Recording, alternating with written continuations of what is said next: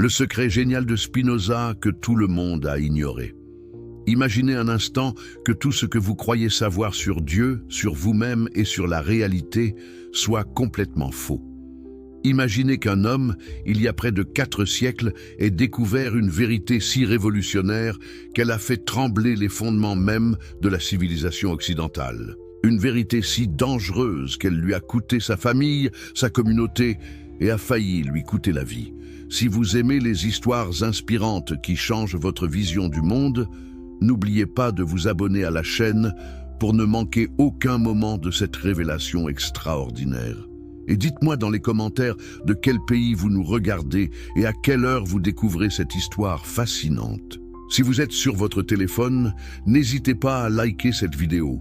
Cela nous aide énormément à toucher plus de personnes avec ces récits qui transforment les vies.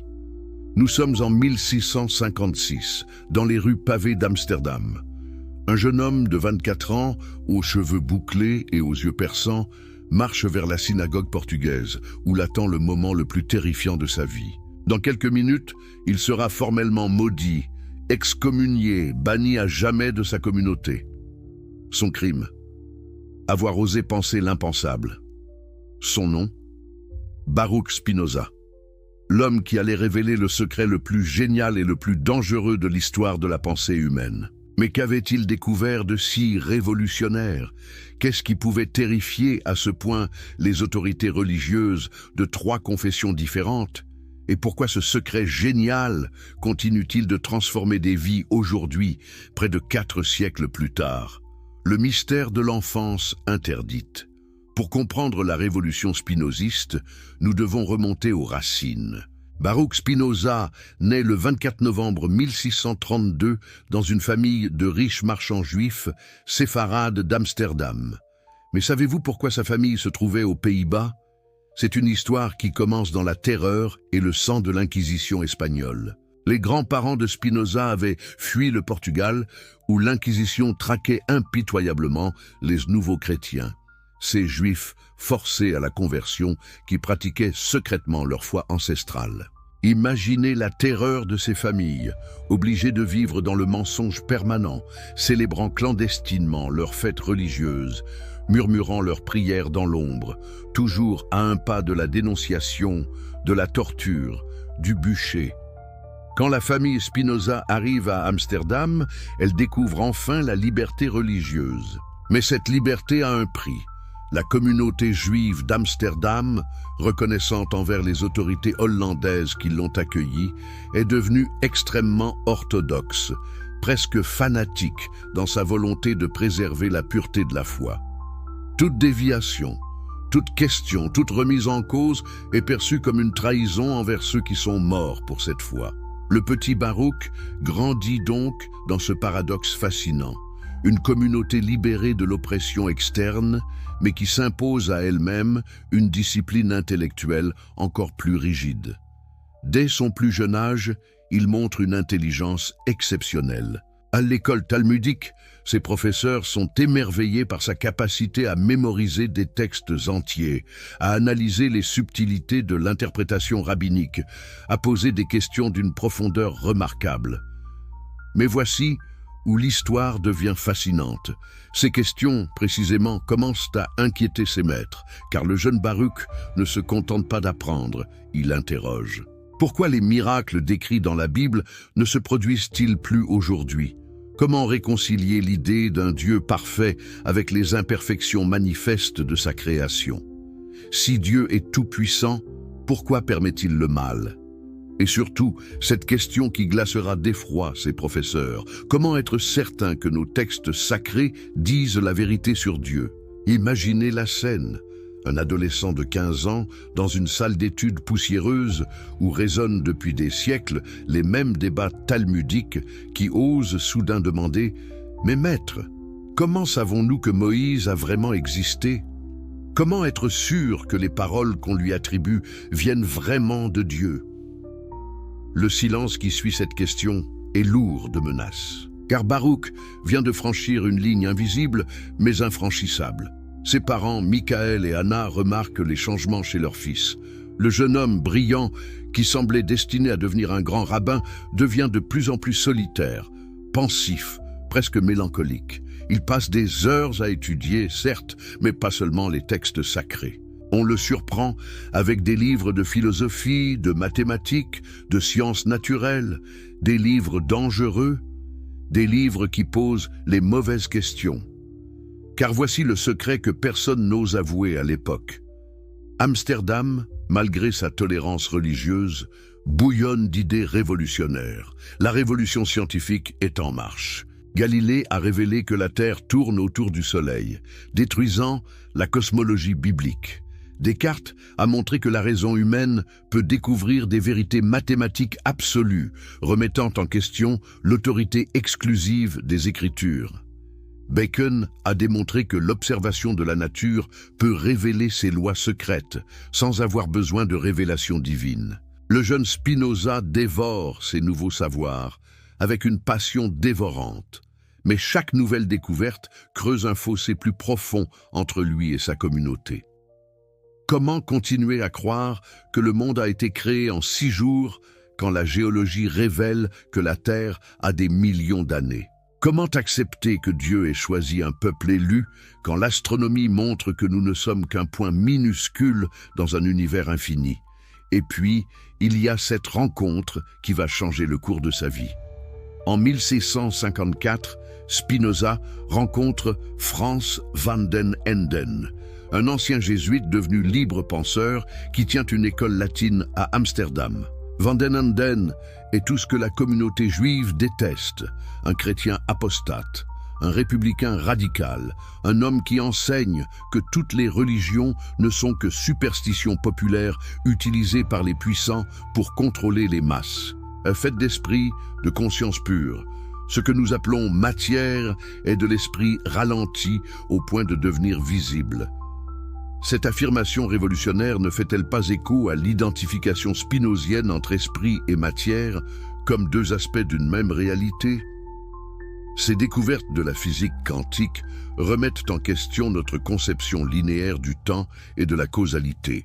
Si le temps lui-même n'est qu'une illusion créée par notre perspective limitée, comme le suggère la théorie de la relativité d'Einstein, qu'est-ce que cela signifie pour notre compréhension de la mort?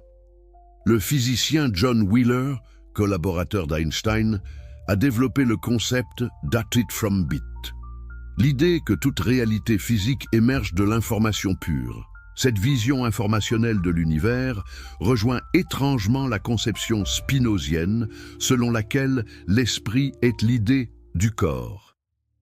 Si Wheeler a raison, si l'univers est fondamentalement fait d'information plutôt que de matière, alors qu'advient-il de cette information quand le support matériel, le cerveau, cesse de fonctionner? L'information peut-elle survivre à la destruction de son support? Ces questions ne sont plus du domaine de la pure spéculation philosophique. En 2022, l'équipe du Dr Stuart Hameroff à l'Université de l'Arizona a proposé la théorie de la réduction objective orchestrée, ORC-OR, suggérant que la conscience émerge de processus quantiques dans les microtubules des neurones. Selon cette théorie révolutionnaire, la conscience ne serait pas produite par les neurones, mais émergerait de phénomènes quantiques qui se produisent à l'intérieur même de ces cellules. Cette découverte suggère que la conscience pourrait avoir une dimension non locale, transcendant les limites physiques du cerveau. Plus troublant encore, Hameroff et son collaborateur Roger Penrose suggèrent que ces processus quantiques de la conscience pourraient survivre à la mort clinique du cerveau. L'information quantique qui constitue notre expérience consciente pourrait persister dans ce qu'ils appellent le champ de point zéro de l'univers. Cette hypothèse scientifique moderne ne rejoint-elle pas de manière saisissante l'intuition spinozienne selon laquelle il existe dans l'esprit humain des aspects qui participent de l'éternité? Spinoza avait-il intuitivement perçu ce que la physique quantique commence à révéler? En 2023, des expériences menées au CERN ont révélé des phénomènes d'intrication quantique à des échelles temporelles qui remettent en question notre conception linéaire de la causalité. Si des particules peuvent être intriquées instantanément à travers l'espace et le temps, qu'est-ce que cela nous dit sur la nature de la conscience et de l'information? Ces découvertes suggèrent que l'information consciente pourrait exister dans une dimension de la réalité qui transcende nos limitations spatio-temporelles habituelles. N'est-ce pas exactement ce que Spinoza voulait dire quand il parlait de vivre sub specie aeternitatis, sous l'aspect de l'éternité? Les révolutions de la neuroscience contemplative. Université du Wisconsin, Madison, 2024. Dans le laboratoire du Dr Richard Davidson, une révolution silencieuse est en cours. Depuis 20 ans, Davidson étudie les effets de la méditation sur le cerveau, révélant des capacités de transformation neurologique qui défient nos conceptions traditionnelles de l'esprit humain. Ces recherches avec des méditants expérimentés, notamment des moines tibétains ayant consacré leur vie à la contemplation, révèlent des phénomènes neurologiques extraordinaires. Ces pratiquants développent des capacités à modifier volontairement leur activité cérébrale d'une manière qui semblait impossible il y a encore quelques décennies. Le cas le plus spectaculaire est celui de Mingyur Rinpoche, un maître tibétain qui a participé aux expériences de Davidson. Pendant ses méditations sur la compassion, son activité gamma, associée à la conscience de haut niveau, augmente de 700 à 800%, un phénomène jamais observé dans des conditions normales. Plus troublant encore, cette activité gamma reste élevée même quand Mingyur n'est pas en méditation formelle. C'est comme si sa pratique contemplative avait modifié de manière permanente sa façon de traiter l'information consciente. N'est-ce pas là une illustration moderne de ce que Spinoza appelait le développement de la connaissance intuitive? Davidson a découvert que ces méditants expérimentés semblent avoir développé une relation particulière avec leur propre mortalité. Lors de tests psychologiques, ils manifestent beaucoup moins d'anxiété face à la mort que les sujets contrôle. Cette sérénité n'est pas le résultat d'un déni, mais d'une transformation profonde de leur compréhension de soi. Ces découvertes rejoignent directement les observations de Spinoza sur les effets transformateurs de la sagesse. Le philosophe affirmait que celui qui développe sa connaissance intuitive cesse naturellement de craindre la mort, non par insensibilité, mais par compréhension de sa vraie nature.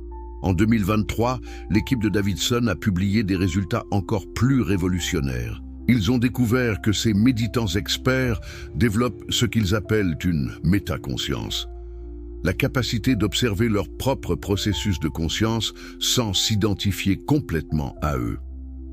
Cette métaconscience permet aux pratiquants de distinguer entre le contenu changeant de leur expérience, pensées, émotions, sensations, et la conscience elle-même qui observe ces contenus.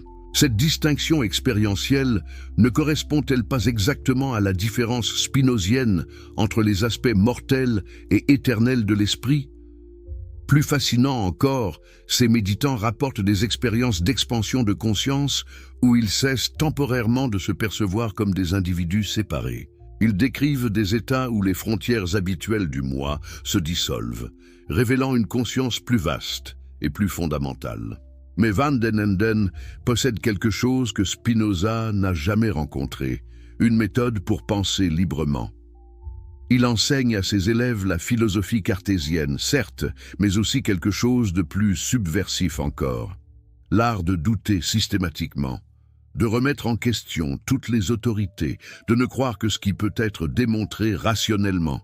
Sous l'influence de ce maître hérétique, Spinoza développe rapidement des idées qui horrifient sa famille et sa communauté.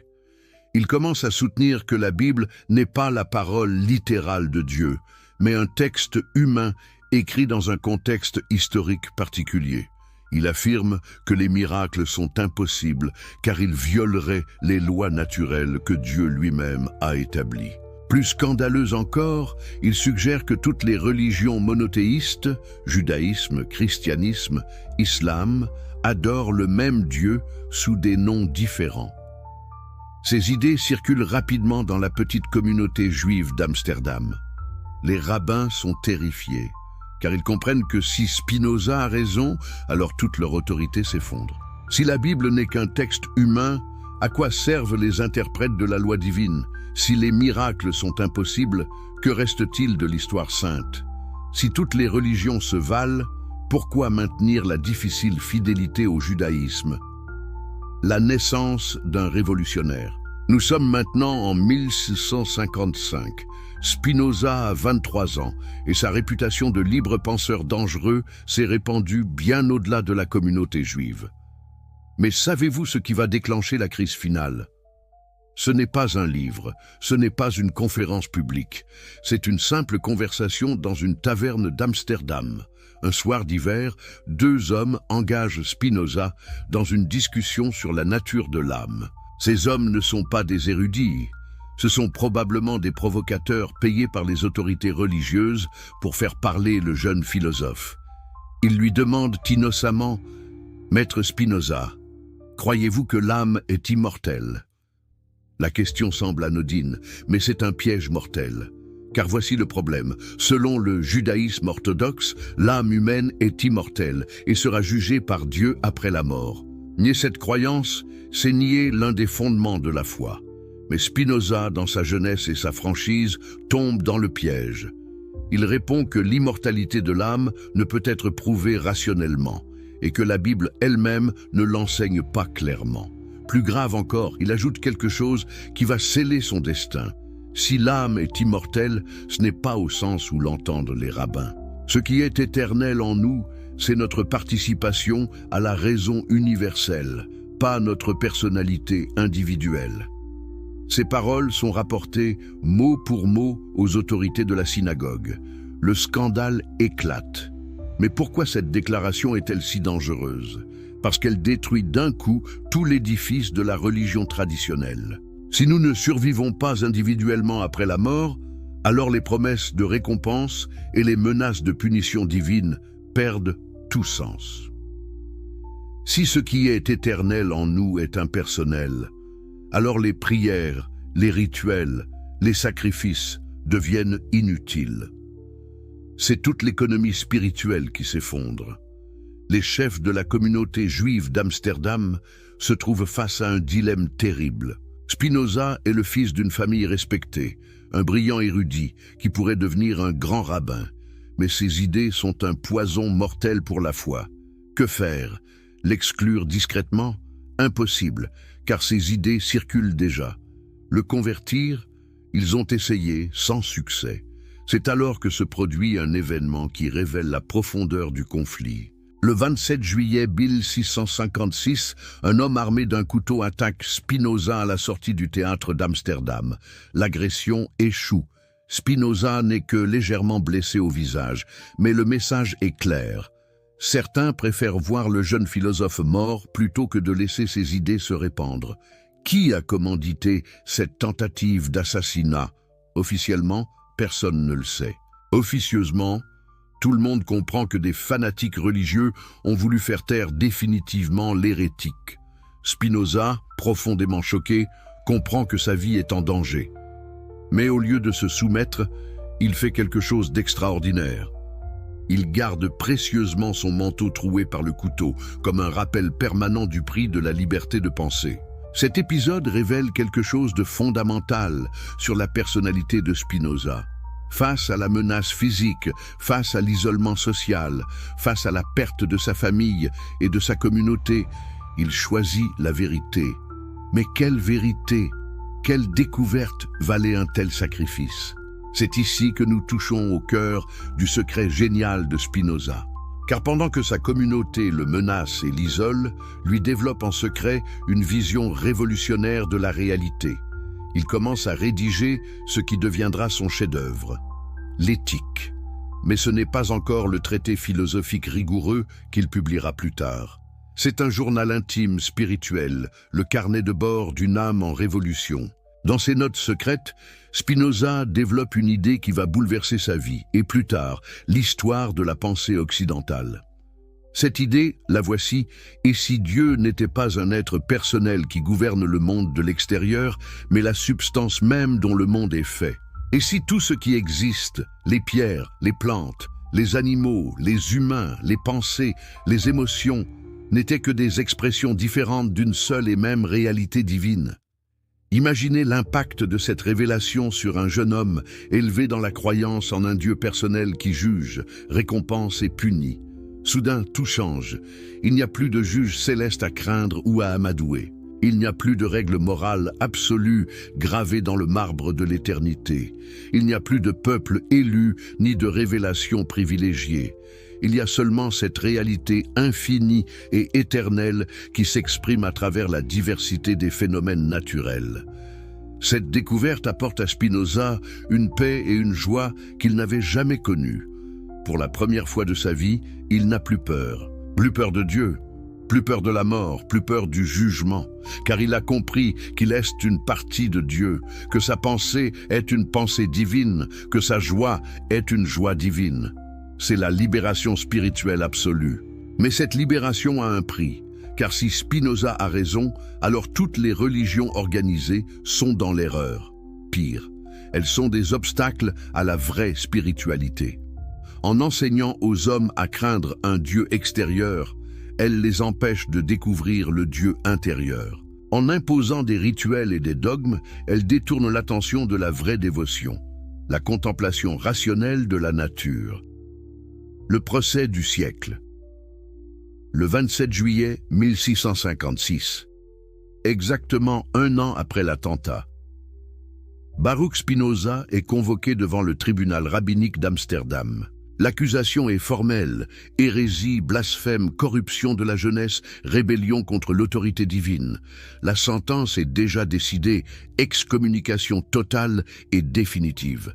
Mais les juges veulent d'abord donner une dernière chance au jeune homme de se repentir. Imaginez la scène dans la grande synagogue portugaise d'Amsterdam, ce magnifique bâtiment que la communauté juive a construit pour témoigner de sa gratitude envers la tolérance hollandaise. Les bancs sont bondés. Toute la communauté est présente. Riches marchands, rabbins vénérables, simples artisans, femmes et enfants.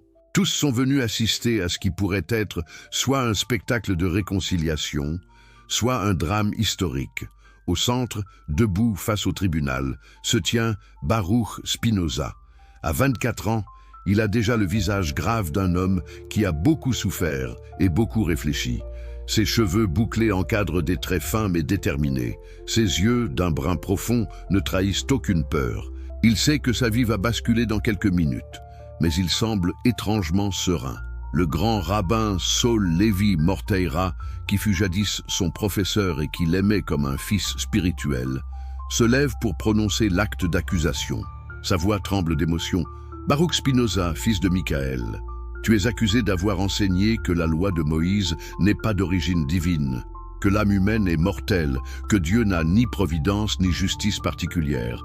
Ces opinions abominables, tu les as non seulement conçues, mais propagées parmi nos jeunes gens, corrompant leur foi et leur piété. » Le rabbin marque une pause, espérant peut-être voir le jeune homme fléchir. Mais Spinoza reste impassible. Morteira continue. « Cependant, dans sa miséricorde infinie, le tribunal te donne une dernière chance.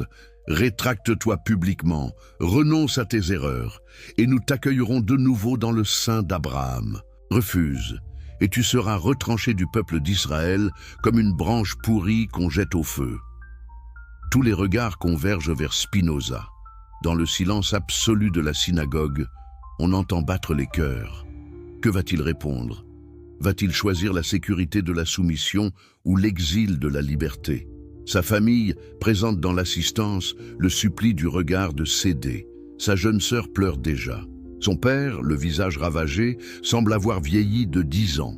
Alors Spinoza parle. Sa voix est calme, claire, sans aucune agressivité. « Vénérable rabbin, je comprends votre inquiétude et je respecte votre autorité. Mais je ne peux pas mentir sur ce que ma raison m'a révélé comme étant la vérité. Je ne peux pas feindre de croire ce que je ne crois plus, ni enseigner ce que je sais être faux. Ce ne serait pas seulement me trahir moi-même, ce serait trahir cette étincelle divine de raison que Dieu a mise en chaque être humain. Un murmure d'indignation parcourt l'assemblée. Comment ose-t-il invoquer Dieu pour justifier sa rébellion contre la loi divine? Mais Spinoza continue. Si mes opinions vous paraissent dangereuses, c'est peut-être parce qu'elles remettent en question non pas Dieu, mais une certaine image de Dieu qui rassure les hommes en les maintenant dans l'ignorance. Moi, j'ai découvert un Dieu plus grand, plus parfait, plus aimable que celui qu'on m'avait enseigné. Un Dieu qui n'a pas besoin de colère ni de vengeance, parce qu'il est la perfection même. Cette déclaration provoque un tollé général. Plusieurs rabbins se lèvent en criant au blasphème. Des fidèles se dirigent vers la sortie, ne supportant pas d'entendre de telles abominations dans le lieu saint. Mais d'autres, surtout parmi les jeunes, écoutent avec une attention passionnée, car les paroles de Spinoza touchent quelque chose de profond en eux. Cette soif de vérité, cette aspiration à une spiritualité authentique qui ne soit pas fondée sur la peur. Le grand rabbin Morteira lève la main pour rétablir le silence. Son visage exprime une tristesse infinie. Il comprend qu'il a perdu son ancien élève préféré, mais il doit accomplir son devoir. D'une voix brisée, il prononce la sentence. Puisque tu t'obstines dans tes erreurs, malgré tous nos efforts pour te ramener à la vérité, le tribunal rabbinique d'Amsterdam, au nom du Dieu d'Abraham, d'Isaac et de Jacob, prononce contre toi l'excommunication majeure. Alors commence la lecture du terrible Érem, cette malédiction rituelle qui va faire de Spinoza un paria absolu. Maudit soit-il le jour, maudit soit-il la nuit, maudit soit-il quand il se couche, et maudit soit-il quand il se lève. Maudit soit-il quand il sort, et maudit soit-il quand il entre, que l'Éternel ne lui pardonne pas. Que la colère et l'indignation de l'Éternel s'embrasent contre cet homme, et fasse venir sur lui toutes les malédictions écrites dans le livre de la loi. La malédiction continue longtemps, énumérant toutes les catastrophes qui doivent s'abattre sur l'hérétique. Pendant cette récitation sinistre, Spinoza reste debout, immobile, comme détaché de ce qui se passe autour de lui. On a l'impression qu'il contemple déjà un avenir que les autres ne peuvent pas voir, un horizon de liberté qui s'ouvre pour lui au-delà de cette cérémonie de rejet. Quand la malédiction se termine, c'est le silence total. Puis, lentement, tous les fidèles se détournent de Spinoza et sortent de la synagogue sans le regarder. Selon la loi de l'excommunication, il est désormais interdit de lui parler, de commercer avec lui, de l'héberger, même de l'approcher à moins de 4 coudées. Il est devenu un mort vivant, un fantôme social. Seul au milieu de la synagogue vide, Spinoza contemple ce lieu qui fut le centre de sa vie pendant 24 ans et qu'il ne reverra jamais. Ressent-il de la tristesse, de l'amertume? Apparemment non, car selon les témoins, quand il sort de la synagogue, il a sur les lèvres un sourire étrange, presque lumineux, comme s'il venait de naître à une vie nouvelle. Regardez autour de vous en ce moment même. Que voyez-vous? Des objets, des murs, peut-être des arbres par la fenêtre. Mais selon Spinoza, vous ne voyez qu'une infime partie de la vérité, car tout ce qui vous entoure, y compris vous-même, fait partie d'une unique réalité divine qui se déploie selon des lois parfaites que la plupart des humains ignorent complètement. Si vous êtes passionné par ces histoires qui révèlent les secrets les mieux gardés de l'humanité, n'oubliez pas de vous abonner à cette chaîne pour ne manquer aucun de ces moments de révélation extraordinaires. Et si vous regardez sur votre téléphone portable, un petit pouce en l'air nous aide énormément à faire découvrir ces vérités cachées à plus de personnes qui en ont besoin. Dites-moi dans les commentaires de quel pays vous nous regardez en ce moment et quelle heure il est chez vous. J'ai hâte de savoir d'où viennent ces âmes curieuses qui cherchent la vérité. L'exil qui devint une libération. Imagine un instant que tu sois rejeté par tous ceux que tu aimes, banni de ta communauté, maudit publiquement par tes propres maîtres spirituels. La plupart des hommes sombreraient dans l'amertume ou la dépression. Mais Spinoza, Il transforme cette tragédie personnelle en l'une des plus grandes aventures intellectuelles de l'histoire humaine. Comment un homme peut-il trouver dans l'isolement social la clé de sa libération spirituelle? Les mois qui suivent, l'excommunication de juillet 1656 révèle le véritable caractère de Spinoza. Pendant que Amsterdam bruisse de rumeurs sur le juif maudit, lui s'installe tranquillement dans une petite maison de la Vloeienburg, non loin de l'ancienne synagogue qu'il a rejetée. Cette proximité géographique n'est-elle pas symbolique? Il reste physiquement proche de sa communauté d'origine, mais spirituellement, il s'en éloigne chaque jour davantage. Sa situation matérielle devient rapidement préoccupante. L'entreprise familiale d'import-export, qui dépendait largement de la confiance de la communauté juive, périclite rapidement. Les clients traditionnels boycottent les produits Spinoza et les fournisseurs refusent leurs commandes. En quelques mois, la prospérité bourgeoise de la famille s'évanouit. Mais cette ruine financière ne libère-t-elle pas paradoxalement Spinoza des dernières chaînes qui l'attachaient à sa vie d'avant? C'est alors qu'il prend une décision qui changera le cours de sa vie. Il va apprendre un métier manuel pour assurer sa subsistance tout en gardant son indépendance intellectuelle. Mais quel métier choisir pour un ancien étudiant en théologie, habitué aux subtilités du Talmud et aux discussions métaphysiques? Sa réponse est aussi pratique que symbolique. Il devient polisseur de lentilles optiques. Ce choix n'est pas anodin. Les lentilles optiques représentent la révolution scientifique de son époque.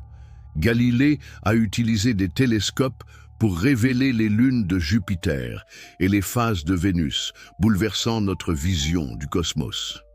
Van Leeuwenhoek utilise ses microscopes pour découvrir un monde invisible de micro-organismes. N'y a-t-il pas une beauté poétique dans le fait que l'homme qui révèle la vraie nature de la réalité gagne sa vie en fabriquant les instruments qui permettent de mieux voir cette réalité? Dans son petit atelier de la Pavilionsgracht, où il s'installe en 1660, Spinoza développe rapidement une réputation d'artisan exceptionnelle. Ces lentilles sont recherchées par les savants de toute l'Europe pour leur qualité parfaite. Mais savez-vous ce qui rend son travail si particulier? Il approche la fabrication des lentilles avec la même rigueur géométrique qu'il applique à la philosophie. Chaque courbe doit être mathématiquement parfaite, chaque surface polie selon des lois optiques précises. Cette activité manuelle a sur lui un effet thérapeutique inattendu. Après des heures passées à poncer et polir, ses mains couvertes de poussière de verre, son esprit atteint une clarté extraordinaire. N'est-ce pas fascinant de voir comment le travail des mains peut libérer la pensée? Pendant que ses doigts façonnent la matière selon des lois physiques immuables, son intellect médite sur les lois qui gouvernent l'univers entier. Mais l'aspect le plus remarquable de cette période, c'est la façon dont Spinoza transforme sa solitude forcée en laboratoire spirituel. Privé des conversations traditionnelles de la synagogue, il développe un dialogue intérieur d'une richesse extraordinaire. Ces cahiers de notes de cette époque révèlent un esprit qui explore systématiquement toutes les implications de sa découverte fondamentale, l'unité de Dieu et de la nature. C'est vers 1661 qu'il commence la rédaction de son premier grand ouvrage, le traité de la réforme de l'entendement. Mais ne vous y trompez pas sur le titre apparemment anodin. Ce livre contient en germe toute la révolution spinoziste. Il y explique comment l'esprit humain peut se libérer progressivement de ses illusions pour accéder à la connaissance vraie de la réalité. N'est-ce pas exactement ce dont notre époque, noyée dans les fake news et les théories du complot, a désespérément besoin? Sa méthode est révolutionnaire. Au lieu de commencer par des dogmes révélés qu'il faudrait croire aveuglément, Spinoza part de l'expérience commune à tous les êtres humains. Nous existons, nous pensons, nous ressentons. Puis, par un raisonnement rigoureux, il montre comment cette expérience individuelle s'enracine dans la structure même de la réalité universelle. C'est une spiritualité ascendante qui va du particulier vers l'universel, plutôt que descendante comme les religions traditionnelles. Mais qui sont ces mystérieux amis qui viennent régulièrement visiter le philosophe exilé dans son modeste atelier? Car contrairement à ce qu'espéraient ses détracteurs, l'excommunication n'a pas réduit Spinoza au silence. Au contraire, elle attire vers lui tous ceux qui cherchent une alternative aux orthodoxies établies. Sa petite maison devient progressivement un pôle d'attraction pour les esprits libres de toute l'Europe du Nord. Parmi ses visiteurs les plus assidus, on trouve Simon de Vries, jeune marchand fortuné passionné de philosophie qui devient rapidement son disciple le plus dévoué. Il y a aussi Lodewijk Mayer, médecin et dramaturge, dont l'esprit curieux se nourrit avidement des nouvelles idées spinozistes. Johannes Baumeister, autre médecin réputé, vient chercher auprès de Spinoza une vision de l'homme qui réconcilie enfin corps et esprit. Ces hommes forment progressivement ce qu'on pourrait appeler la première église spinoziste, si le terme n'était pas contradictoire avec la philosophie même de Spinoza. Car il ne s'agit pas d'une secte avec des dogmes et des rituels, mais d'une communauté de recherche où chacun apporte ses questions et ses doutes. N'est-ce pas là le modèle de ce que devrait être toute vraie spiritualité? Non pas l'adhésion aveugle à des vérités toutes faites, mais la recherche commune de la vérité. Leurs réunions, qui ont lieu généralement le dimanche après-midi, suivent un rituel simple mais profond. Spinoza expose un point de sa philosophie, souvent en s'appuyant sur des propositions géométriques qu'il démontre au tableau. Puis s'ouvre un débat où chacun peut objecter, questionner, demander des clarifications. Le maître ne se pose jamais en autorité infaillible. Au contraire, il encourage ses amis à le critiquer, sachant que la vérité ne peut que gagner à être examinée sous tous les angles. C'est dans ce contexte stimulant que Spinoza développe ses idées les plus audacieuses sur la nature humaine. Si l'homme est une partie de la nature divine, alors ses émotions, ses désirs, ses passions ne sont pas des faiblesses à réprimer, mais des expressions de la puissance cosmique elle-même. Cette vision révolutionnaire bouleverse complètement la morale traditionnelle basée sur la culpabilité et la répression. Prenons l'exemple de l'amour, cette passion qui a fait couler tant d'encre chez les moralistes. Pour eux, l'amour charnel est une chute, une dégradation de l'âme qui s'abaisse vers la matière. Mais pour Spinoza, l'amour sous toutes ses formes, physiques, intellectuelles, spirituelles, exprime la tendance fondamentale de tous les êtres à s'unir, à former des totalités plus vastes et plus puissantes. N'est-ce pas une vision infiniment plus belle et plus juste de cette expérience universelle? Ou considérons la colère, généralement condamnée comme un péché capital. Spinoza y voit plutôt un signal d'alarme que notre nature profonde nous envoie quand quelque chose entrave notre épanouissement. Bien comprise, la colère peut devenir une énergie constructive qui nous pousse à transformer les situations qui nous diminuent. Au lieu de la réprimer stupidement, ne vaut-il pas mieux la comprendre et la canaliser intelligemment? Cette approche révolutionnaire de la psychologie humaine attire vers Spinoza des visiteurs de plus en plus nombreux et illustres. En 1663, Henry Oldenburg, secrétaire de la Royal Society de Londres, entame avec lui une correspondance qui durera des années. Cet échange épistolaire nous révèle un Spinoza d'une érudition prodigieuse, capable de discuter aussi bien de physique avec Boyle que de théologie avec les plus grands savants de son temps. Mais c'est peut-être sa correspondance avec un jeune noble allemand, Ehrenfried Walter von Tschirnhaus, qui révèle le mieux la profondeur de sa pensée. Ce brillant mathématicien, élève de Leibniz, pose à Spinoza des questions d'une subtilité extrême sur les rapports entre pensée et étendue, liberté et nécessité, fini et infini. Les réponses de Spinoza, d'une clarté éblouissante, montrent qu'il a poussé sa réflexion dans les moindres détails. Pendant ce temps, sa réputation de philosophe maudit se répand dans toute l'Europe savante. Les uns le vénèrent comme un génie incompris, les autres le diabolisent comme un athée dangereux, mais tous reconnaissent l'originalité puissante de sa pensée. N'est-il pas significatif que même ses ennemis le prennent au sérieux? On ne combat que ce qu'on considère comme une menace réelle. C'est vers 1665 que Spinoza prend une décision qui va marquer définitivement sa rupture avec le monde d'Amsterdam. Il accepte l'invitation de ses amis à quitter la ville pour s'installer à Voorburg, petit village proche de La Haye, chez un peintre nommé Daniel Tiedemann. Cette retraite à la campagne n'est-elle pas symbolique ? L'homme qui a découvert Dieu dans la nature va enfin vivre au plus près de cette nature qu'il vénère. Sa nouvelle maison, située au bord de la Vliet, offre un cadre idéal pour la méditation et l'écriture. De ses fenêtres, il peut observer les jeux de lumière sur l'eau, le vol des oiseaux, la croissance des plantes, autant de manifestations de cette puissance divine qu'il s'efforce de comprendre rationnellement. N'y a-t-il pas quelque chose de poétique dans cette harmonie entre sa philosophie et son cadre de vie?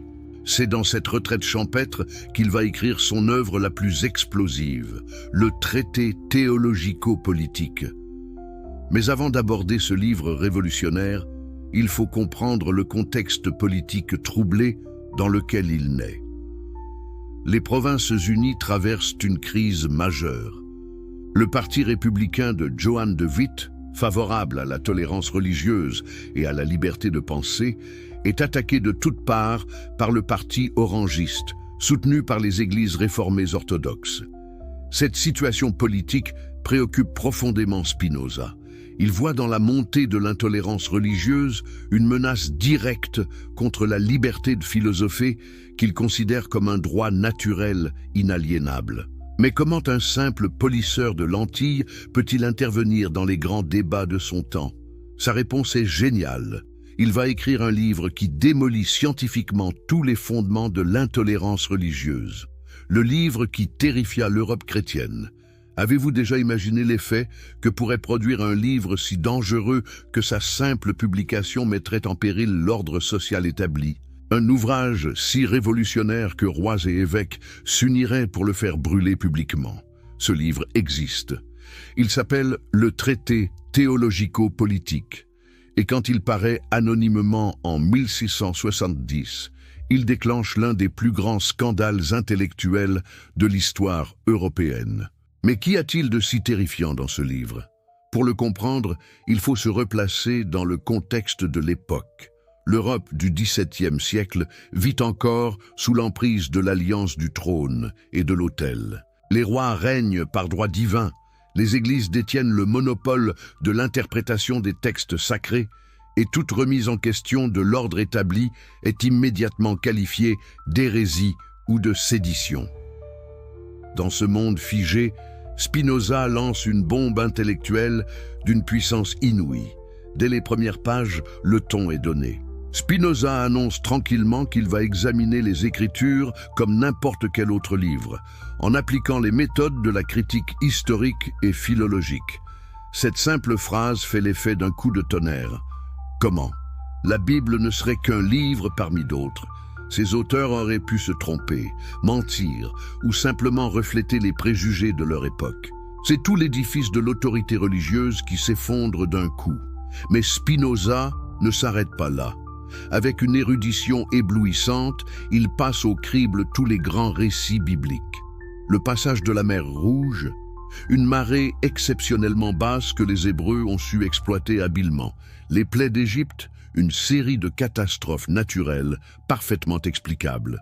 La résurrection du Christ, une expérience mystique des apôtres qu'ils ont interprétée selon les concepts de leur époque. Réalisez-vous l'audace inouïe de cette démarche. Prenons un exemple concret pour mesurer la radicalité de sa méthode. Quand il analyse l'histoire de Jonas avalé par la baleine, Spinoza ne se contente pas de dire que c'est impossible physiquement. Non, il examine le texte hébreu, compare les différentes versions, étudie le contexte historique et conclut que ce récit est une parabole sur le particularisme juif et l'universalisme divin. N'est-ce pas infiniment plus respectueux du message profond que de s'accrocher bêtement à la lettre? Cette approche critique révèle progressivement que la Bible n'est pas un livre unique dicté directement par Dieu, mais une compilation de textes d'époques et d'auteurs différents, reflétant l'évolution spirituelle du peuple hébreu. Moïse n'a pas écrit le Pentateuque, les psaumes ne sont pas tous de David, les prophéties de Daniel ont été rédigées après les événements qu'elles prétendent prédire. Ces découvertes ne détruisent-elles pas le mythe de l'inspiration littérale, mais la véritable révolution du traité théologico-politique ne se limite pas à la critique biblique. Spinoza y développe une théorie politique d'une modernité saisissante. Si les hommes créent spontanément des sociétés pour augmenter leur puissance collective, alors l'État n'a d'autre légitimité que le service du bien commun. Et si l'État opprime ses citoyens au lieu de les épanouir, alors il perd sa raison d'être et peut légitimement être renversé. N'est-ce pas là l'anticipation des révolutions démocratiques futures? Plus audacieux encore, Spinoza soutient que la liberté de pensée et d'expression est un droit naturel inaliénable. Même dans l'État le mieux organisé, chaque citoyen doit pouvoir penser ce qu'il veut et dire ce qu'il pense, pourvu qu'il respecte les lois civiles. Cette liberté n'est pas seulement compatible avec l'ordre social, elle en est la condition nécessaire. Car comment une société pourrait-elle progresser si elle interdit la critique et l'innovation intellectuelle? Cette défense de la liberté religieuse s'appuie sur une analyse pénétrante de la nature de la foi. Spinoza montre que la vraie religion ne consiste pas dans des croyances théoriques, mais dans la pratique de la justice et de la charité. Peu importe que vous conceviez Dieu comme un juge personnel ou comme la substance infinie de l'univers, ce qui compte, c'est que cette conception vous pousse à aimer votre prochain et à œuvrer pour le bien commun. N'est-ce pas là une tolérance beaucoup plus profonde que le relativisme mou de notre époque? Mais le chapitre le plus explosif du livre concerne la séparation du politique et du religieux. Spinoza démontre méthodiquement que mélanger pouvoir temporel et autorité spirituelle corrompt nécessairement les deux. Quand les prêtres gouvernent, ils transforment la religion en instrument d'oppression. Quand les princes se mêlent de théologie, ils transforment l'État en secte. La seule solution est de rendre à César ce qui est à César et à Dieu ce qui est à Dieu, mais en comprenant enfin ce que signifie vraiment cette formule évangélique. L'impact du livre est immédiat et foudroyant. En quelques mois, il se répand clandestinement dans toute l'Europe, malgré les interdictions. Les exemplaires circulent sous le manteau, se recopient à la main, se commandent dans les salons et les universités. Jamais un ouvrage de philosophie n'avait connu une diffusion si rapide et si large. N'est-ce pas la preuve que l'Europe attendait secrètement ces idées révolutionnaires? Mais les réactions officielles ne se font pas attendre. L'Église catholique place immédiatement le livre à l'index, interdisant sa lecture sous peine d'excommunication. Les églises protestantes ne sont pas en reste. Pasteurs luthériens et prédicateurs calvinistes rivalisent d'éloquence pour dénoncer ce manuel de l'athéisme. En Angleterre, même les évêques anglicans, pourtant habitués aux controverses théologiques, s'inquiètent des blasphèmes spinozistes. Les autorités politiques s'alarment à leur tour. Louis XIV fait saisir tous les exemplaires trouvés dans le royaume et menace de prison quiconque le posséderait. L'empereur germanique le fait brûler publiquement à Vienne. Même les États généraux des Provinces-Unies, pourtant réputés tolérants, finissent par l'interdire officiellement en 1674. Comment un simple livre peut-il terroriser à ce point les plus grands pouvoirs de l'époque? La réponse se trouve dans la nature même des idées spinozistes. Ce ne sont pas de simples spéculations abstraites, mais des armes intellectuelles redoutablement efficaces contre tous les systèmes d'oppression. Quand Spinoza démontre que les miracles sont impossibles, il ruine l'autorité de tous ceux qui prétendent les accomplir. Quand il prouve que les prophéties sont des constructions humaines, il délégitime tous les pouvoirs qui s'en réclament. Quand il établit que la vraie piété consiste dans la justice sociale, il condamne tous les riches qui exploitent les pauvres au nom de la religion. Mais l'aspect le plus déstabilisant du livre, c'est peut-être sa méthode même. Spinoza ne se contente pas d'affirmer ses opinions personnelles, il démontre ses thèses avec la rigueur des mathématiques. Face à ces arguments serrés, ses adversaires ne peuvent que répéter des formules creuses ou recourir à l'injure. Cette supériorité intellectuelle écrasante ne les rend-elle pas encore plus dangereux à leurs yeux? Prenons l'exemple de sa démonstration de l'impossibilité des miracles. Spinoza ne nie pas que des événements extraordinaires puissent se produire. Mais il montre que si ces événements arrivent, c'est qu'ils obéissent à des lois naturelles que nous ne connaissons pas encore. Invoquer l'intervention surnaturelle, c'est simplement avouer notre ignorance en la déguisant en explication. Cette argumentation ne laisse-t-elle pas ses adversaires complètement désarmés ou considérons sa critique de l'anthropomorphisme religieux? Quand les hommes imaginent Dieu comme un roi céleste siégeant sur un trône, ils ne font que projeter leurs propres institutions politiques dans l'au-delà. Cette projection révèle leur niveau de développement culturel, mais elle ne nous apprend rien sur la nature divine authentique. N'est-ce pas là une explication psychologique et sociologique de la religion d'une modernité saisissante? Face à cette offensive intellectuelle sans précédent, les défenseurs de l'orthodoxie tentent une contre-attaque désespérée. Ils accusent Spinoza d'être un athée déguisé, un ennemi de toute religion, un corrupteur de la jeunesse. Mais ces attaques se retournent contre eux quand les lecteurs découvrent que le traité théologico-politique respire de bout en bout un profond sentiment religieux. Comment accuser d'athéisme un homme qui parle de Dieu à chaque page? Car en effet, le livre de Spinoza n'est pas une attaque contre la religion, mais une purification de la religion. Il veut la débarrasser de ses scories superstitieuses pour révéler son essence éternelle, l'amour de Dieu et l'amour du prochain. Cette religion épurée ne satisfait-elle pas infiniment mieux les aspirations spirituelles authentiques que les dogmatismes sectaires? C'est cette dimension spirituelle du livre qui explique son succès durable auprès des âmes religieuses sincères. Combien de pasteurs, de prêtres, de rabbins ont trouvé dans les pages de Spinoza une libération de leurs doutes secrets? Combien de croyants tourmentés par les contradictions de leur foi y ont découvert une voie de réconciliation entre raison et spiritualité? Le livre maudit ne devient-il pas paradoxalement un manuel de libération religieuse?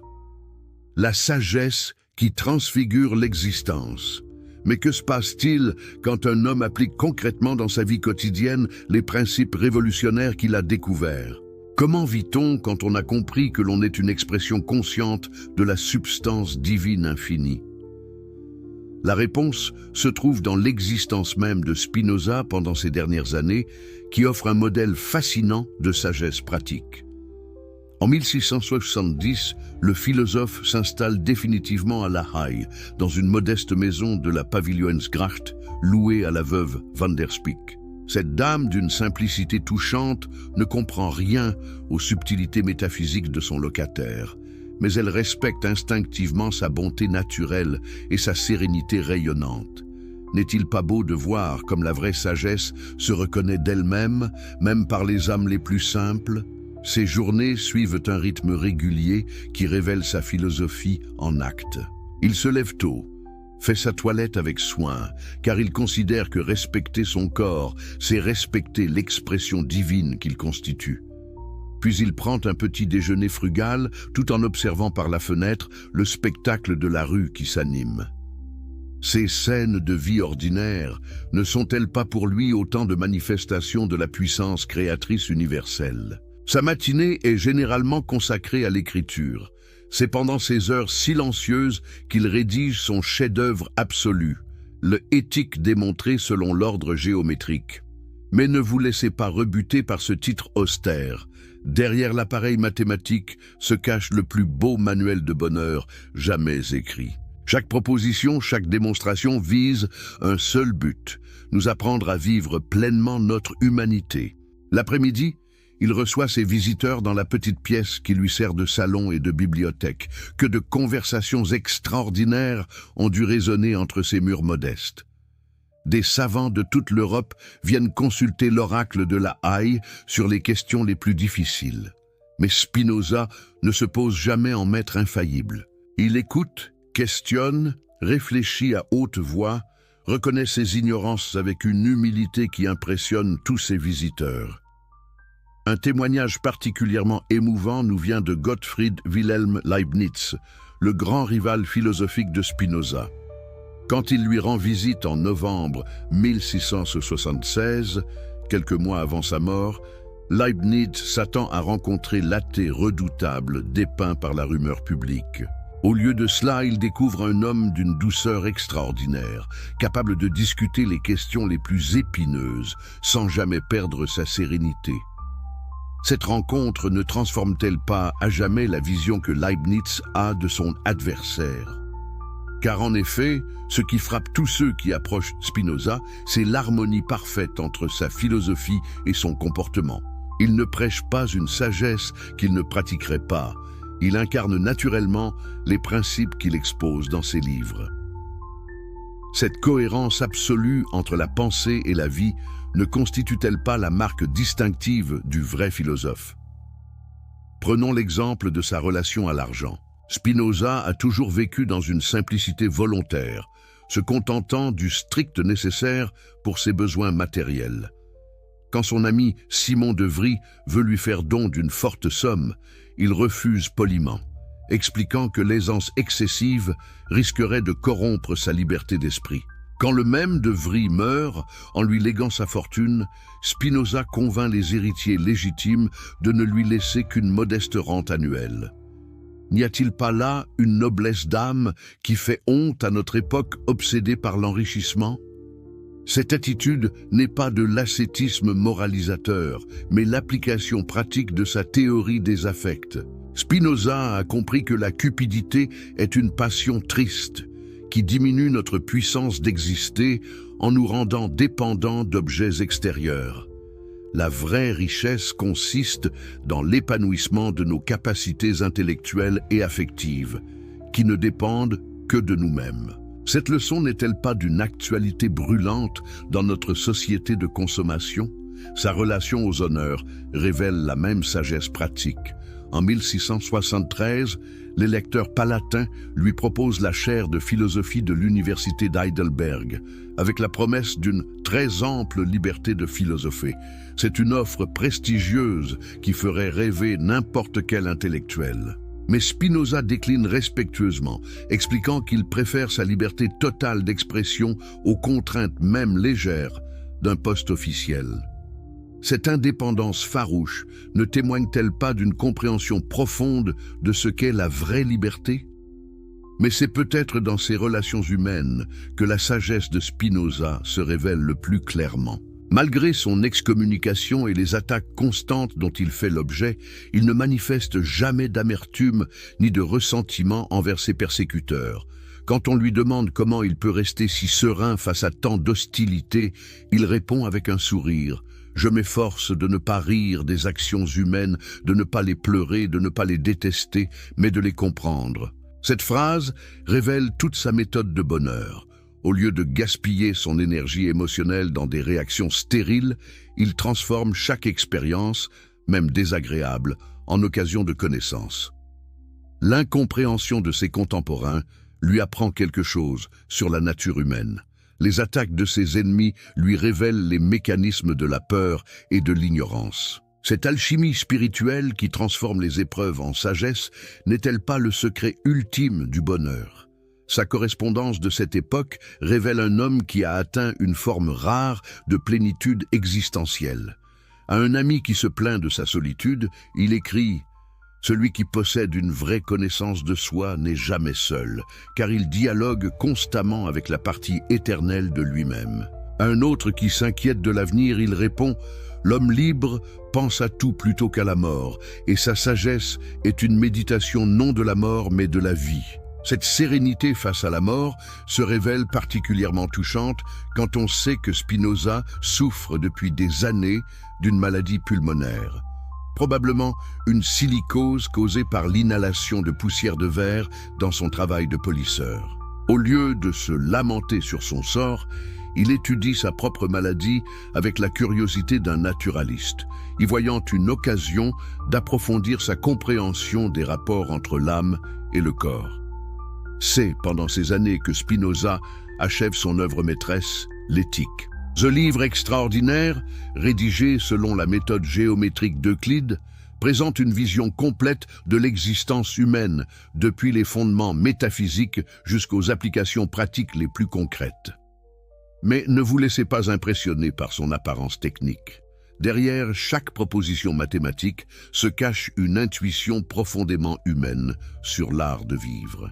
Le génie de cette œuvre réside dans sa capacité à réconcilier des aspects apparemment contradictoires de l'expérience humaine. Comment être à la fois déterminé par des lois naturelles et authentiquement libre? Comment accepter notre finitude tout en participant à l'éternité? Comment concilier l'amour de soi nécessaire à la survie et l'amour d'autrui indispensable au bonheur? L'éthique répond à toutes ces questions avec une logique implacable et une poésie secrète. Sa théorie des émotions, en particulier, constitue une révolution psychologique dont nous mesurons encore aujourd'hui la portée. Spinoza montre que nous ne sommes pas les victimes passives de nos sentiments, mais que nous pouvons apprendre à les comprendre, les transformer et même les utiliser constructivement. Cette géométrie des passions ne préfigure-t-elle pas remarquablement les découvertes de la psychologie moderne? Prenons l'exemple de la jalousie, cette émotion si destructrice qui empoisonne tant d'existences. Pour Spinoza, la jalousie naît toujours d'un manque de confiance en soi. Nous craignons de perdre l'être aimé parce que nous doutons secrètement de notre propre valeur. La solution n'est donc pas de contrôler l'autre ou de réprimer notre sentiment, mais de développer une juste estime de nous-mêmes. Cette analyse n'est-elle pas d'une justesse psychologique saisissante? Ou considérons l'ambition, souvent présentée comme un vice social. Spinoza y voit plutôt l'expression déformée d'un désir légitime de reconnaissance et d'accomplissement. L'ambition devient destructrice quand elle cherche à écraser les autres pour s'élever, mais elle peut devenir constructive quand elle vise l'excellence dans une activité qui profite à tous. N'est-ce pas là une analyse beaucoup plus nuancée que les condamnations moralisatrices habituelles? Cette approche révolutionnaire de la psychologie humaine débouche naturellement sur une éthique d'un type entièrement nouveau. Au lieu de commandements arbitraires imposés de l'extérieur, Spinoza propose des principes de vie qui découlent logiquement de notre nature profonde. Si nous sommes des êtres sociaux par essence, alors la coopération nous épanouit plus que la compétition. Si nous sommes des êtres pensants, alors la connaissance nous rend plus heureux que l'ignorance. Cette morale naturelle n'est-elle pas infiniment plus motivante que les interdits traditionnels? Est-ce que vous avez déjà ressenti cette étrange sensation d'être à la fois complètement seul et parfaitement connecté à tout l'univers? Cette expérience paradoxale que les mystiques de toutes les traditions tentent de décrire maladroitement, Spinoza l'a non seulement vécue, mais il l'a expliquée avec une précision mathématique qui révèle enfin le secret de l'existence humaine. Si ces révélations sur les génies méconnus de l'histoire vous passionnent, n'hésitez pas à vous abonner à cette chaîne pour ne rater aucun de ces moments où l'humanité découvre ses vérités les plus profondes. Et si vous regardez cette vidéo sur votre téléphone, un petit pouce levé nous aide énormément à partager ces découvertes avec d'autres chercheurs de vérité comme vous. Écrivez-moi en commentaire de quel pays vous nous regardez en ce moment et l'heure qu'il est chez vous. Ces détails me fascinent toujours, car ils montrent comment la vérité traverse les frontières et les fuseaux horaires. L'art secret de la transformation intérieure. Mais comment un homme ordinaire peut-il accéder à cette compréhension extraordinaire de lui-même et du monde? Spinoza n'était pas né sage. Il le devint par l'application systématique de techniques qu'il développa progressivement et qu'il transmit secrètement à ses disciples les plus proches. Ces méthodes, d'une efficacité redoutable, constituent peut-être son héritage le plus précieux pour nous aujourd'hui. Pendant l'hiver rigoureux de 1675, dans sa petite chambre de La Haye, éclairée seulement par une chandelle vacillante, Spinoza travaille avec une intensité fébrile sur les dernières parties de son éthique. Il sait que sa maladie pulmonaire s'aggrave, les quintes de toux qui le secouent chaque nuit en témoignent cruellement. Mais au lieu de sombrer dans l'angoisse de la mort prochaine, il transforme cette urgence temporelle en motivation spirituelle. N'est-il pas fascinant de voir comment un grand esprit peut transmuter même la maladie en source de sagesse? C'est durant cette période qu'il met au point ce qu'il appelle discrètement l'exercice de la contemplation active. Cette pratique, qu'il ne décrit complètement que dans ses lettres les plus confidentielles, consiste à observer méthodiquement ses propres états mentaux comme un naturaliste observe les phénomènes de la nature. Mais attention, il ne s'agit pas d'une introspection complaisante ou d'une rumination stérile. C'est une véritable science de l'âme appliquée à soi-même. Voici comment procède concrètement Spinoza. Chaque matin, avant même de se lever, il prend quelques minutes pour faire l'inventaire de son état intérieur. Quelles émotions traversent son esprit? Quelles pensées l'occupent? Quelles tensions habitent son corps? Mais au lieu de juger ces phénomènes comme bons ou mauvais, il les observe avec la neutralité scientifique qu'il appliquerait à l'étude d'un insecte ou d'une plante. Cette attitude de témoin impartial ne constitue-t-elle pas déjà en elle-même une forme de libération? Puis vient la phase la plus subtile de l'exercice, l'analyse causale. Pour chaque émotion observée, Spinoza s'efforce de remonter à ses causes réelles. Cette tristesse qui l'envahit au réveil, d'où vient-elle vraiment? Est-ce l'inquiétude face à l'avenir de son œuvre, la nostalgie d'une époque révolue, ou simplement la fatigue physique qui colore négativement ses pensées?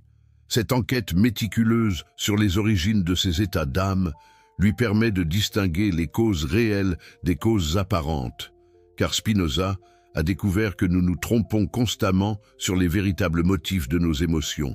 Nous croyons être en colère contre quelqu'un alors que nous sommes en réalité déçus de nous-mêmes. Nous pensons être tristes à cause d'un événement extérieur alors que notre tristesse révèle une aspiration frustrée plus profonde.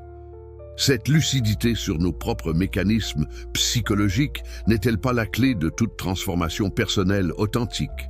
Un témoignage particulièrement émouvant de cette pratique nous vient de son ami, le médecin Johannes Baumeister, qui avait supplié Spinoza de lui enseigner sa méthode de sérénité.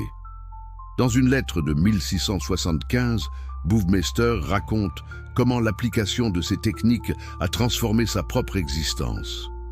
Depuis que j'observe mes pensées selon votre méthode, cher Baruch, je me sens comme un homme qui aurait vécu aveugle et recouvrerait soudain la vue. Je découvre en moi des contrées inexplorées, des mécanismes subtils que j'ignorais complètement. Mais la méthode spinoziste ne s'arrête pas à l'observation. Elle comprend aussi ce qu'il appelle l'exercice de la reconstruction rationnelle. Une fois qu'il a identifié les causes réelles d'une émotion perturbatrice, Spinoza s'efforce de reconstruire mentalement la chaîne causale qui y a mené. Non pas pour se culpabiliser ou ressasser le passé, mais pour comprendre les lois générales qui gouvernent son fonctionnement psychologique. Prenons un exemple concret tiré de ses notes personnelles. Un jour de décembre 1675, Spinoza se réveille envahi par une mélancolie profonde. Au lieu de subir passivement cet état, il enquête sur ses origines. Il découvre que cette tristesse a commencé la veille au soir, en lisant une lettre d'un correspondant lui rapportant les nouvelles attaques contre son traité théologico-politique. Mais pourquoi cette information l'affecte-t-elle si douloureusement? En approfondissant son analyse, Spinoza réalise que sa tristesse ne vient pas de la critique elle-même.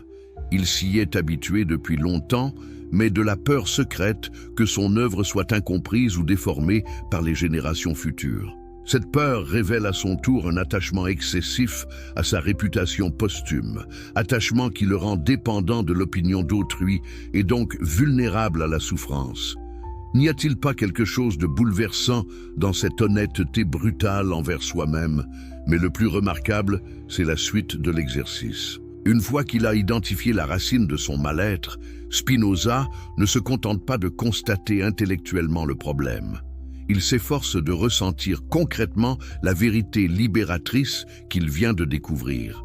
Il médite profondément sur le fait que la valeur de son œuvre ne dépend pas de l'accueil qu'elle reçoit, mais de sa vérité intrinsèque.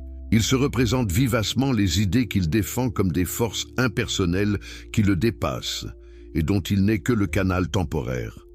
Cette méditation active produit sur lui un effet immédiat et tangible. La tristesse qui l'oppressait se dissipe progressivement, remplacée par une forme de joie sereine qu'il décrit comme la satisfaction de participer consciemment au déploiement de la vérité dans l'histoire humaine.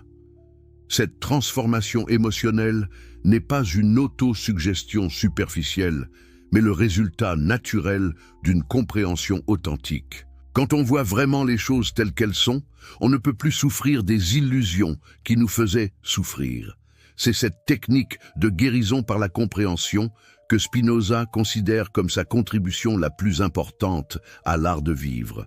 Dans ses lettres à ses disciples, il l'appelle parfois l'alchimie des affects, la capacité de transformer les émotions négatives en connaissances positives. Cette méthode ne vous rappelle-t-elle pas étrangement les techniques de la psychothérapie moderne, mais avec une profondeur métaphysique que nos approches contemporaines ont souvent perdue? Mais Spinoza ne se contente pas de soigner les émotions négatives. Il développe aussi des pratiques pour cultiver positivement ce qu'il appelle les affects joyeux. Ces états d'âme qui augmentent notre puissance d'exister et de penser. Sa technique favorite consiste en ce qu'il nomme la contemplation de l'infini présent.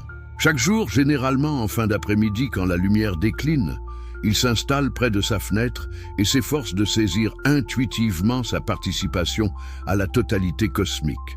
Cette pratique n'a rien de mystique au sens traditionnel. Spinoza ne cherche pas des visions ou des extases surnaturelles. Il s'agit plutôt d'un exercice de dilatation consciente de la perspective. Au lieu de se limiter à son petit moi individuel avec ses soucis mesquins, il s'efforce de se penser comme une manifestation temporaire de la substance éternelle qui constitue tout l'univers. Cette expansion de la conscience ne produit-elle pas naturellement un sentiment de paix et de plénitude ? Ces notes de cette époque révèlent la richesse extraordinaire de ces expériences contemplatives. Aujourd'hui, écrit-il en janvier 1676, en observant les cristaux de givre sur ma vitre, j'ai soudain perçu avec une évidence éblouissante que ces formations géométriques parfaites obéissent aux mêmes lois mathématiques que les idées de mon esprit. Le dehors et le dedans ne font qu'un. Je suis ces cristaux pensant eux-mêmes. N'y a-t-il pas dans cette intuition poétique une vérité philosophique profonde? Mais ce qui distingue Spinoza des mystiques traditionnels, c'est qu'il ne garde pas ses expériences pour lui seul. Il s'efforce de les analyser rationnellement pour en extraire des principes pratiques transmissibles. C'est ainsi qu'il développe sa théorie de ce qu'il appelle l'amour intellectuel de Dieu, cette forme suprême de bonheur qui consiste à comprendre notre participation consciente à la perfection divine. Cet amour intellectuel n'est pas un sentiment ordinaire dirigé vers un objet extérieur. C'est plutôt l'émotion naturelle qui accompagne la compréhension vraie de notre nature profonde. Quand nous saisissons réellement que nous sommes des expressions conscientes de l'être absolu, nous ne pouvons qu'éprouver une joie immense, la joie de l'être qui se reconnaît enfin lui-même. Cette béatitude philosophique ne constitue-t-elle pas l'aboutissement de toute recherche spirituelle authentique? Pendant l'automne 1676, la santé de Spinoza se détériore visiblement.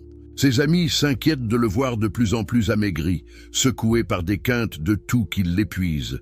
Mais au lieu de sombrer dans l'amertume ou l'apitoiement, il transforme cette expérience de la maladie en laboratoire d'expérimentation philosophique. Comment un sage authentique fait-il face à la souffrance physique et à la perspective de la mort? Sa correspondance de cette période révèle un homme qui applique concrètement ses propres théories à l'épreuve ultime. À son ami Georg Hermann Schuller, qui s'alarme de son état, il écrit « La maladie m'enseigne des vérités sur l'union de l'âme et du corps que la santé ne m'avait jamais révélées. Je découvre comment chaque douleur physique correspond à une contraction de l'esprit. et comment la compréhension de cette correspondance peut transformer la souffrance en connaissance. Cette attitude n'est pas du stoïcisme conventionnel. L'acceptation résignée de ce qu'on ne peut changer, c'est quelque chose de beaucoup plus actif et créateur. Spinoza s'efforce de comprendre sa maladie comme un phénomène naturel obéissant à des lois précises, et cette compréhension elle-même devient source de sérénité. Quand on cesse de se rebeller inutilement contre l'inévitable, on libère une énergie considérable qu'on peut consacrer à des activités plus constructives. C'est dans cet état d'esprit qu'il achève les dernières propositions de son Éthique, celles qui concernent précisément la béatitude et l'éternité de l'esprit humain. Quel symbole saisissant! L'homme qui écrit sur l'immortalité de l'âme sent sa propre mort approcher. Mais au lieu d'y voir une contradiction tragique, il y trouve une confirmation expérientielle de ses thèses. Car selon sa philosophie, ce qui meurt n'est que l'aspect temporel et individuel de notre être, son aspect éternel et universel demeure à jamais. L'héritage immortel d'un homme mortel. Le 21 février 1677, un dimanche matin ensoleillé qui contrastait cruellement avec la gravité du moment, Baruch Spinoza s'éteint paisiblement dans sa petite chambre de La Haye, âgé de seulement 44 ans. Mais peut-on vraiment parler de mort pour un homme dont les idées sont plus vivantes aujourd'hui qu'elles ne l'étaient de son vivant? N'y a-t-il pas là une ironie magnifique de l'histoire? Celui qu'on avait voulu faire taire par l'excommunication et la censure continue de parler à l'humanité 3 siècles et demi après sa disparition? Sa mort, comme sa vie, révèle la profondeur de sa sagesse pratique. Selon le témoignage de son hôtesse, Madame van der Speyk, ses derniers moments furent d'une sérénité parfaite.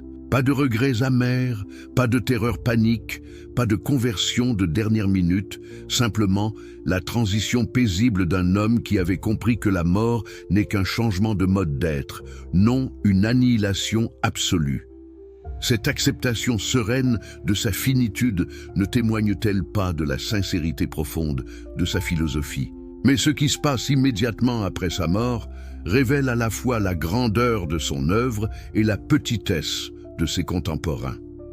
À peine le corps refroidi, des représentants des autorités religieuses font irruption dans sa demeure pour saisir ses manuscrits.